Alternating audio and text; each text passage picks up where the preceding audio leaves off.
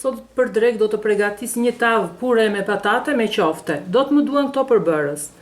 1 kg me patate, të cilat i kam prerë feta dhe i kam zjerë më përpara. Do të më duhen 300 g mish i grirë, 3 kokra vezë për puren dhe 1 kokër vezë për qoftet e vogla që do krijojmë.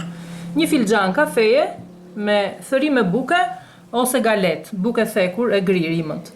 Do të më duhen 30 g gjalp fshati, 1 lugë çaj me piper të kuq, 1 lugë kafeje me piper të zi, kripa që na duhet për gatim, do të na duhet 1/2 litri me qumësht.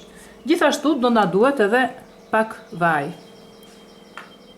Gjithashtu do të na duhen edhe disa dega të njoma të freskëta me rigon.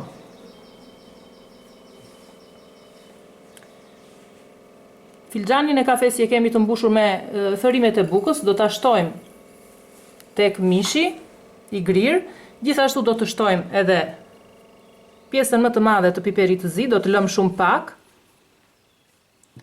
Do të shtojmë piperin e zi dhe piperin e kuq, do të lëmë shumë pak nga të dyja këto. Gjithashtu do të shtojmë dhe gjysmën e kripës. Se gjysma do të na duhet për puren me patate. Këtu me kujdes do të zhveshim edhe këto degat e rigonit, do të marrim vetëm pjesën e gjetheve të vogla. Është i freskët dhe ka aromë shumë të fortë, është shumë i këndshëm. Do ta përziejmë te mishi, gjithashtu do të shtojmë këtu edhe vezën që e kemi të pahapur. Këto do t'i përziejmë të gjitha bashkë dhe do të krijojmë qofte të vogla. Na duhet një enë e thellë që të shtypim të gjitha patatet dhe do t'i hedhim te kjo ena e thellë që e kemi këtu.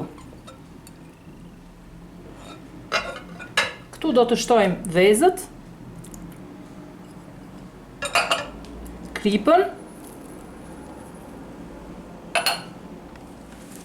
do të shtojmë edhe gjalpin dhe do të përpiqemi që ta shtypim, ta bëjmë pure.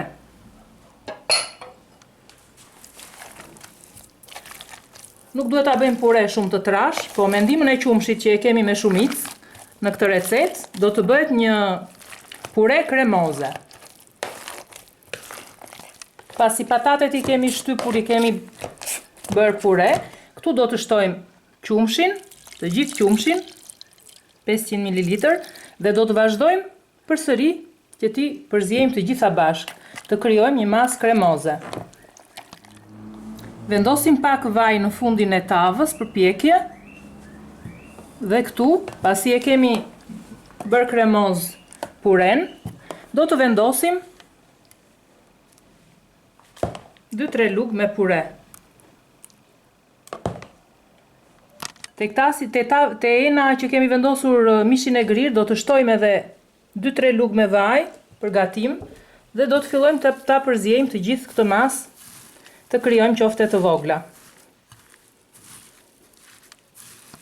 Pasi kemi përzier mishin e grirë, mirë, krijojmë qofte të vogla, të tilla dhe i vendosim mbi puren, mbi gjysmën e pures që kemi vendosur në tavë.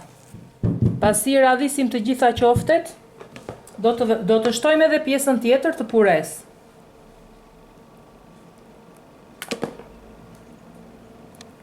Gjithashtu do shtojmë mbi sipërfaqen e saj pak piper të kuq dhe pak piper të zi, të cilin këto i kemi lënë më parë në një anë.